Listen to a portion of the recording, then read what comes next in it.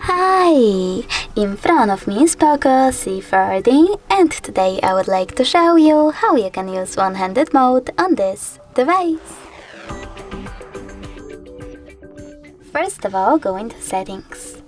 Now you need to scroll down and choose Additional Settings.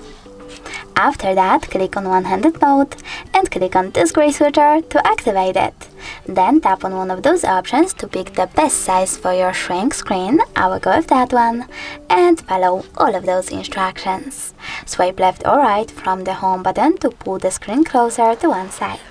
When I do that, as you can see, one-handed mode is now on. If you wish to go back, just click on this dark area.